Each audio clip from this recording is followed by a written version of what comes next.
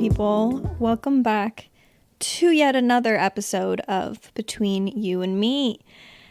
If you heard at the beginning, I was taking a sip of water, so this is a reminder for everyone to drink water today. Especially today because I've spent the past 24 hours taking care of my boyfriend because he was overworked and dehydrated and he felt so sick. So yeah, this is a personal service announcement to drink some water. It's hot if you're in the summer right now, your summer season. It's hot, drink some water. Anyways, let's get to the episode and what we're going to be talking about today.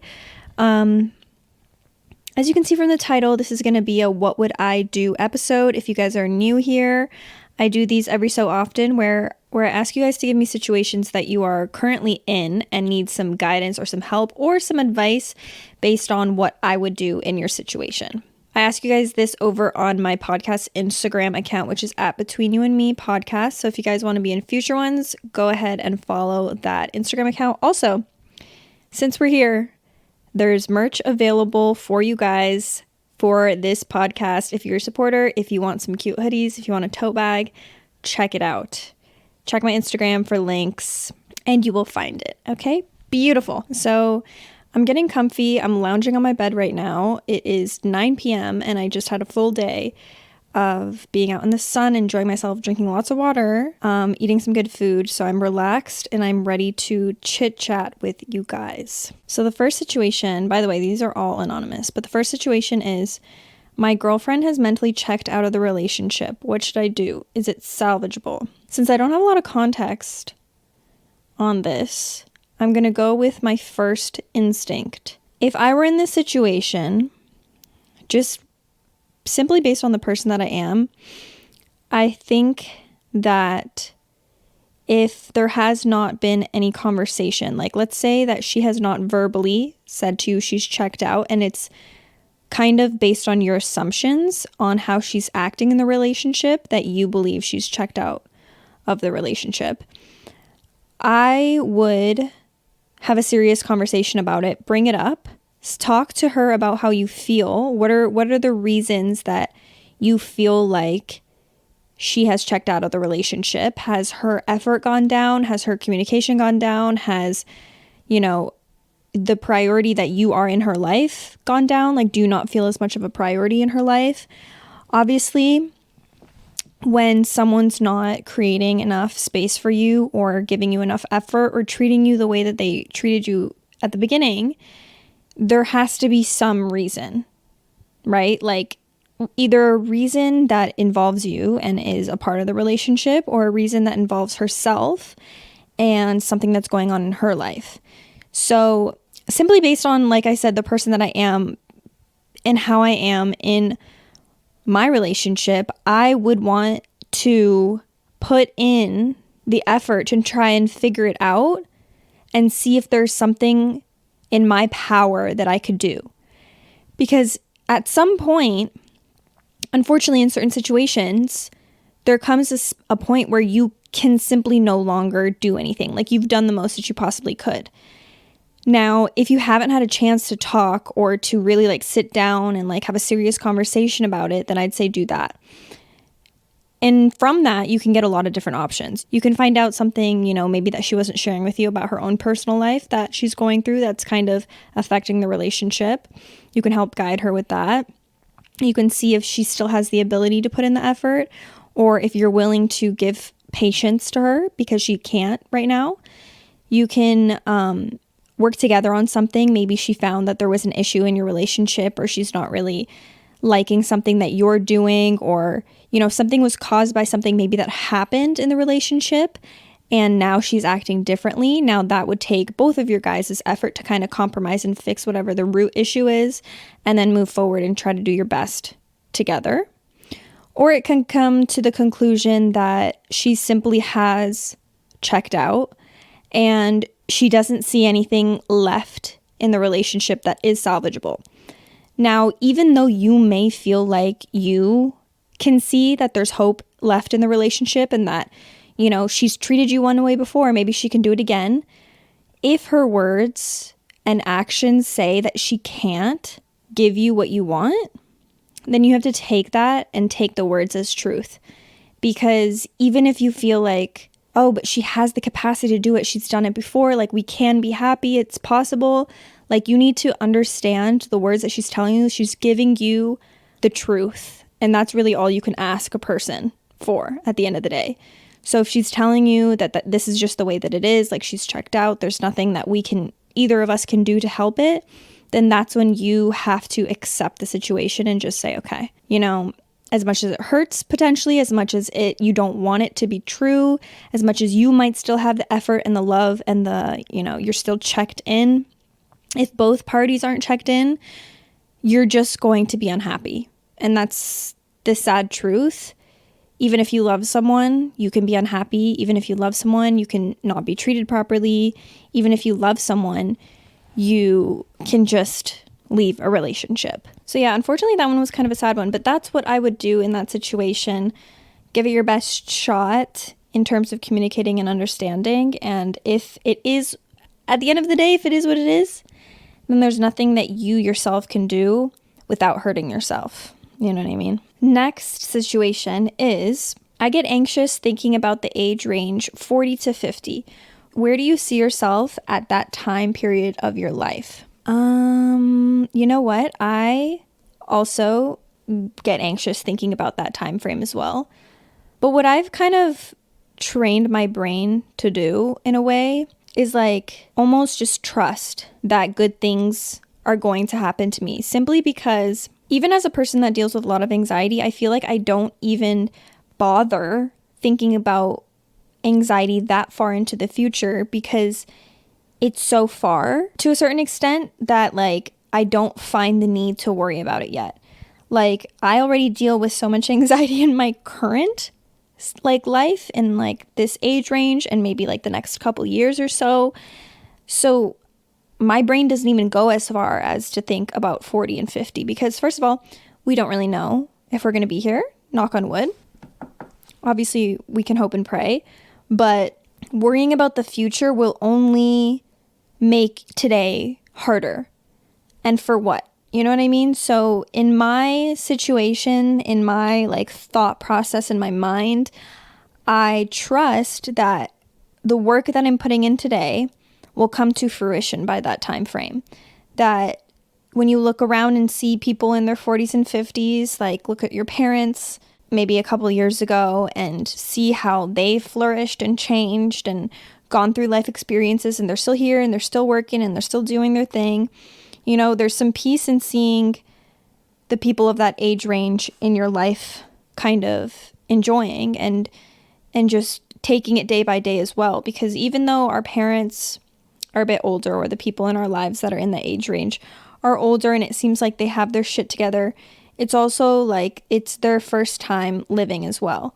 So they're probably still thinking and worrying and having anxious thoughts about 10 years from their own age. So it's a matter of being present in the moment and also not over worrying and over stressing about things that you don't know that are just so far away, and trusting that whatever you're doing right now will help you for these future times. Focus on now and trying to do better every single day or every single week rather than worrying like, oh, what if I don't succeed by the time I'm that age?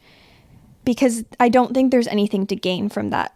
And it can be hard to kind of shut those thoughts off because, I have certain thoughts that are different, but they're very repetitive and anxious thoughts. So it's just a matter of redirecting your brain when those thoughts come in, trying to focus on something else that's a little bit more positive and a little bit more beneficial to you. Because unfortunately, those thoughts are just not going to get you anywhere. If you look at it in a different way and think, okay, let me like try and structure and plan out goals and things I want to achieve and that's a more positive way of looking at it, right? So that's what I would do in terms of feeling anxious or thinking about a certain age range and how and where you'll be in life by that point. Okay, next question. Someone said, I feel like my ego gets in the way of things sometimes. How can I help this? You know what? It's a very self-aware question, which is a number one, a positive note to start off on, because the thing with ego is that we can really be unconscious of when it is kind of controlling your thoughts, emotions, and decisions.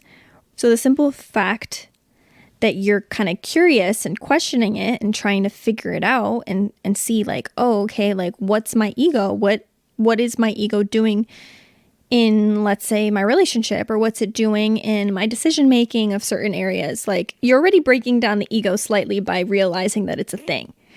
Because a lot of people do not realize that they have an ego that gets in the way of your thought process, decisions, and how you go about your life. So this is a good thing. I'm not the professional on when it comes to this subject of the ego, because I know I unconsciously, in many ways, let my ego get in the way of life. And unfortunately, unless you're very, very, very self-aware and are easily challenged by people, and what I mean by that is you allow people to pick on you. Not saying like bully, but I'm saying like you allow people to give you constructive criticism, or you take when people comment on negative aspects of you and you actually reflect on it. That's how you can actually get rid of your ego. What I've noticed in my own lifetime, in my own, time frame, is the things that really offend you that people say to you about your character, about your personality, that a lot of the times can be a reflection of your ego. And once again, I'm not talking about rude and mean people that are just trying to hurt you, because this is a hard conversation, because there can be people that are trying to hurt you and they will say rude things and they will, tear you down, try to tear you down with their words. And a lot of the times people will actually take those words and internalize them when they're simply not true. Like, there's no truth behind it. People are just trying to hurt you, right? But then there can be situations like if you're in a relationship, if it's a family member, if it's a close friend that's really trying to reach out to you and tell you, listen, you do this and it's not okay. Like, you can't consistently be, let's say, super controlling. Like, you can't do that to people. It's not right. Or you can't constantly act on your emotions. You need to think logically sometimes. Like, these are constructive criticism about how your ego is getting in the way of your life that people are trying to tell you so that you can change. If you're acting with your ego, all of those words will be bounced back and you just simply won't take it. Like, you won't understand it. You won't take a second to be like, maybe I am a bit controlling, or maybe I am too emotional. I don't take a time to think about, what the situation is. I just simply react. When you have an ego, you're going to take anything negative about you that people say, even if they're trying to be nice about it, they're trying to help you, and you're going to say, no, like, they're just being a dick. They just suck. They're just saying this. They're just doing that, When in reality, they could have very extremely valid points, but you're just not willing to take it and to understand and to change. I think an example of you not letting your ego get in the way would be to actually take those pieces of advice and allow yourself to be offended by them. Be like, damn, that kind of hurts. But then also think, maybe they're right. Maybe I am a bit too controlling in these aspects of my life, and maybe I'm not treating people fairly, and I'm trying to control everything in my life, and that's just not the way things go. A lot of the things that I feel like I've changed the most about myself have been things that other people have repetitively told me about myself, but it took me so many times to actually understand it, internalize it, and be like, okay, they're right. And that's when you can feel literally your ego kind of falling, and it'll happen so many times in your life. It's not like your ego will die one time and, you'll be fine. It's a process of realizing, okay, shit, I'm not perfect. I'm not as great as I thought I was, but there's nothing wrong with me if I'm able to see something and want to fix it and change. So it's not a bad thing. It's just the acceptance that you're imperfect And you can still be a good person and be imperfect. So yeah, I hope that was helpful, but that's how I have in my time frame of life tried to not allow my ego to get in the way of things. And it's very not easy. Let me tell you that. That wasn't good grammar, but it's not easy whatsoever. It's definitely challenging. And it's definitely kind of hard to even accept that you're not perfect. This next one's a little bit more lighthearted. I feel like we've been talking about pretty serious stuff. I mean, it's not really lighthearted, but I just have a very simple answer to this one. Should I stay friends with my exes? Okay, let me try again. Should I stay friends with my bestie's ex-boyfriend? I'm very passionate about this for some reason, and not because I think, it's happened to me actually before in my lifetime, but I'm just a big loyalty person. So like, in my eyes, whoever you were friends with first, you should have your loyalty to. Like, I know in a lot of situations when people start dating, you will befriend their whole entire friend group. And the thing that happens is like, you mesh into one, especially if you've been dating for a long time. So let's say like one of my best friends, she would bring her boyfriend around, like his whole friend group, whatever. So we would hang out with them constantly, like go out with them, throw parties with them, yada, yada, yada. And then they break up. My loyalty is with my best friend. For the most part, chances are her boyfriend was really not that close to you. It was a convenient friendship. It was a convenient friendship because he was always there. He was dating your best friend. So obviously you met him based on like through her. So your friendship with him is solely based on her. If she decides he no longer, or they both decide they no longer want to be together, you should simultaneously no longer be friends with this guy. Now, I'm not saying you hate him, you block him on everything, you fuck him, unless, of course, he was a terrible person. If they ended on good terms, let's say, for example, and you guys are still quote unquote friends, that's fine, but I don't think you should go out of your way to check up on him, hang out with him, like go to functions with him and his friend group when your best friend can't come. Like, you got to put your friendship first at the end of the day. If this friendship doesn't last with said ex-boyfriend, let's say, it wasn't really meant to be there. Like if that friendship was meant to be there, like this was meant to be an important person in your life, like you'll catch him down the road in a year or two. Do you know what I mean? You just don't need to put the effort in to continue the communication with him, continue the friendship between you and him, because at least for me, my loyalty is with my best friend, and in normal breakups, you don't communicate with your ex anymore, right? So yeah, I would simply not be friends with my best friend's ex. That's what I would do. The next situation is my sister and I don't get along anymore because of my on and off relationship. What should I do? 1, on and off relationships, for some reason, are really glorified on social media. They're really glorified in this day and age. And I don't know why. People love toxic shit, I swear. But if you have a healthy relationship with your sister, let's say prior to this boyfriend, and she's, for the most part, I have sisters, so I know how it is. Like, sisters want nothing but the best for their sister. If she's an older sister, specifically, she's going to be a bit harder on you. She's going to be more,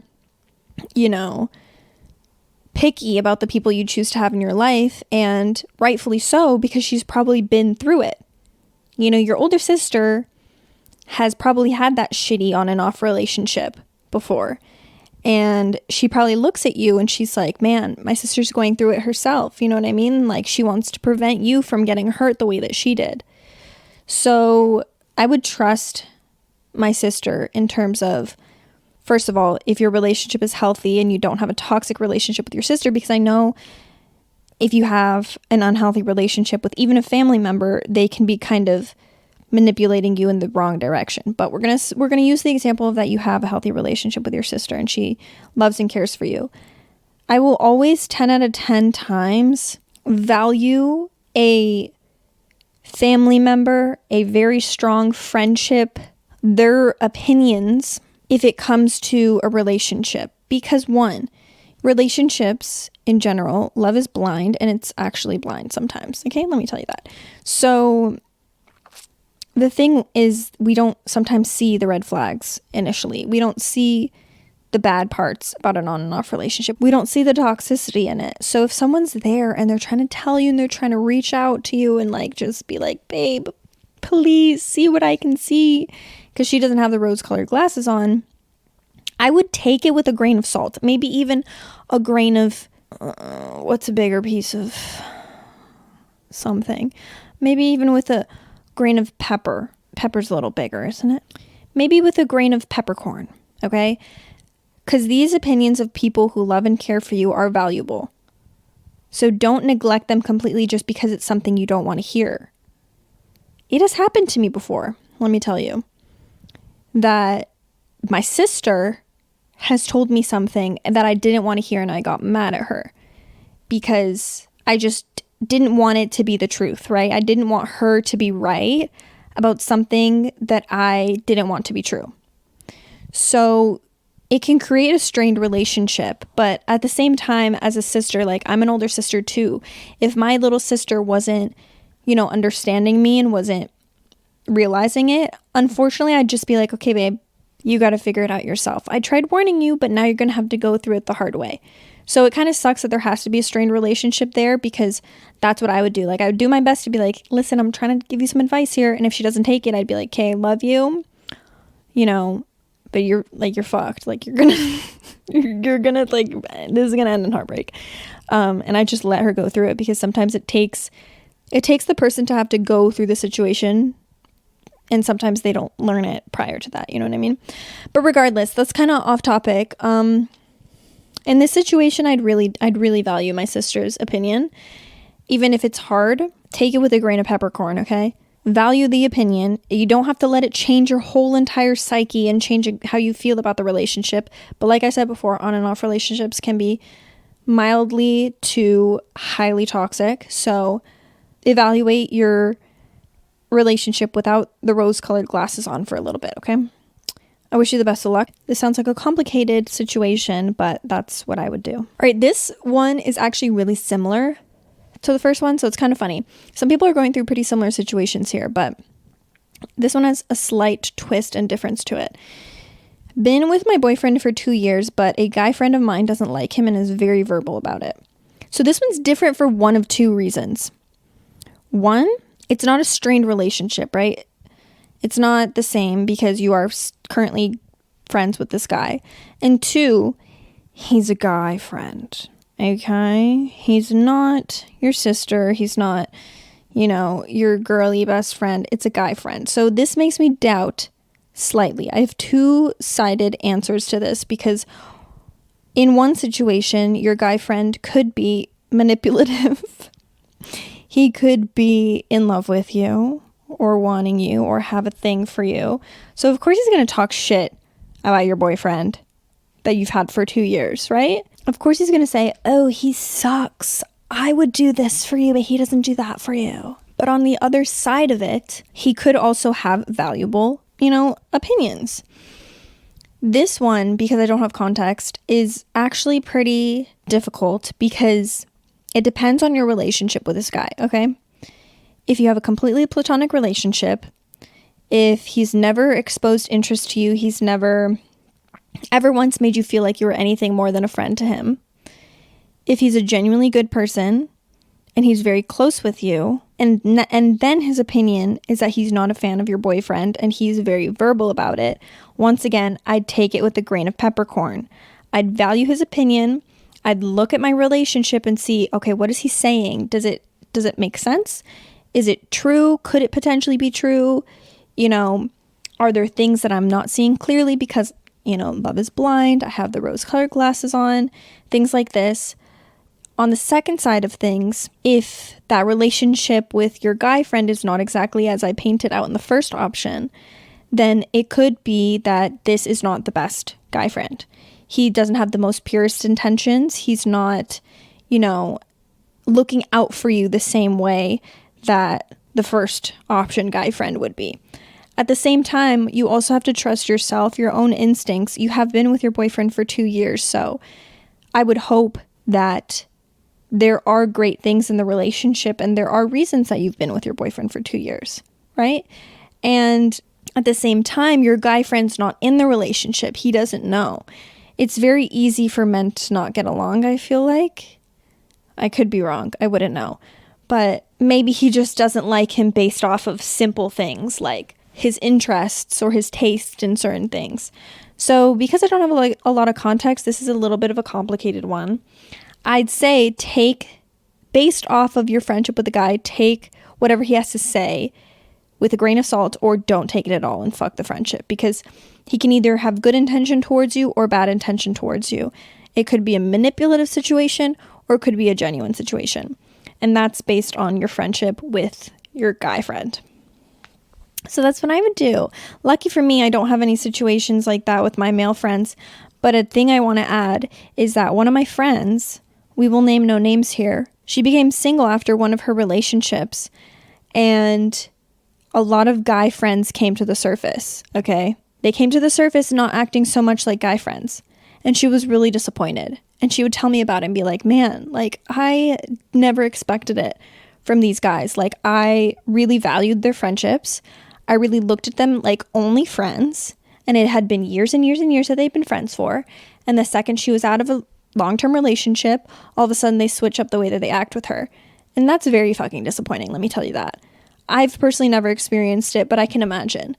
Like, girls will know that, like, when you've been friend zoned by a guy that you actually feel like is a good friend and like a genuine person, it's like a relief. You feel great about it because you're like, okay, I can let my guard down. I don't have to be worried about this man being interested in me. Because the second that women are friendly, men think that they're interested in, that's a whole nother fucking topic. So, alrighty. Next, the next last couple ones are honestly pretty straightforward and easy, but they're interesting ones. So, how to deal with two friends who are fighting and trying to get me to take sides. In my situation, and for the love of God, please listen to me, take no sides. Simply be the biggest bitch if that's what it makes you. And tell them both, like, bro, I don't want to be involved. If it makes either one of them have a resentment towards you, then that's on them. Because the fair thing to do in any situation is to simply not be a part of it. It could be one of those situations where there's one person that's much, much, much more in the wrong. Like, let's say they did something horrible. They killed another person's cat, for example, like unforgivable shit. Then in that case, sure, take fucking sides. But if it's something that's almost like you can understand both sides, and you're like, okay, I kind of get her, but I kind of get her, and they're kind of both wrong here in this situation, I promise you, just stay out of it. Times like this is when you choose peace. You don't want to be involved in situations trying to get one person to understand the other person, trying to feed information from one to the other, get them to see each other's sides, because all you're doing is adding stress to your own life, firstly, and you're solving a problem that wasn't yours to begin with. You're taking on a role that you're not getting paid for. You're not, you don't deserve to take on their negative energy. So I'm sure both of your friends are fully capable of communicating to each other on whatever disagreement it is and figuring it out if they wish to. And you don't have to fear, like, if you were in a friend group, you don't have to be worried, like, oh, if they don't work it out, we're not going to all be friends anymore. So be it, babe. So be it. The right people will stay in your life. The right friends will stay in your life. If their argument ruins a friendship between one of them and you, then they weren't meant to be there. Because if you stay out of it and do the peaceful and the fair thing to do, then it's their problem if, like I said, they create resentment towards you. And that's what I would do in that situation, 110%, no doubt about it. Okay, this last one's also kind of crazy, I can't lie. Another very straightforward answer. He cuddled his girl best friend when she was very sick. She has also confessed that she loves him. What do I do? Let's all say it together, ladies and gentlemen. Throw him in the trash. Get rid of him. No, but seriously, in this situation, girl best friends are already a very tender spot, okay? We need to really trust the women that are in our man's life. Correct? Yes, of course I'm correct. Because if you don't trust this girl, first of all, your boyfriend should reassure you that you can trust this girl and not put him and her in certain situations that would make you not trust this girl. Okay? If you have a good boyfriend and he's loyal to you and he loves you and he doesn't value his, friendship with another woman more than he values a relationship, let's say in an ideal world, he'd value them equally, but realistically, no one really wants that. You want to be valued more, obviously, but I'm just going to make it sound fair that you should be valued equally. If he doesn't care about making you uncomfortable, he's valuing that friendship more than he's valuing you. Because in no world, in no God-given universe would I allow, it's not even about allowing, would I tolerate my boyfriend cuddling with his sick girl best friend who has confessed she loves him. Because, first of all, he's going to give me the illness, okay? And second of all, why does she love you? What are you doing that's making her love you? Because I know you're not that lovable. Okay, I'm kidding.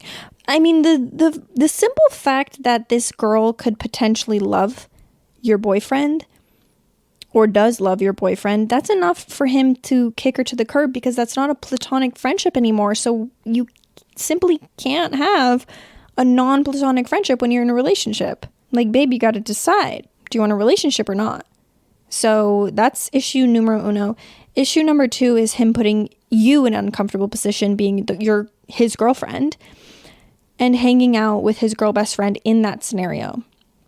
Luckily, I don't really have to deal with things to that extent, but I have in the past worried about certain things, just never to that extent. So I completely understand. You're not crazy, first of all, if you ever thought if he's making you feel crazy, I'm just taking care of her, she's sick, I don't like her, she just likes me, fuck him. Literally throw him in the garbage. I'm not kidding. Because there is a man walking on this earth that would never once for a second make you doubt your worth, your importance to him in his life by hanging out with a woman who likes him that he claims is his girl best friend. Does your dad do that? No, right? Okay, so that's your answer. Okay, ladies and gentlemen, I hope you enjoyed What Would I Do for all of your life situations. If you sent me some of these questions, thank you so much. I really appreciate it. Once again, you can go to At Between You and Me podcast on Instagram for future episodes like this, or to just follow, because I post very often with some very cute things on that Instagram account, and all the merch details are there. So once again, thank you guys for listening. I love you very much, and I will talk to you in the next episode. Bye.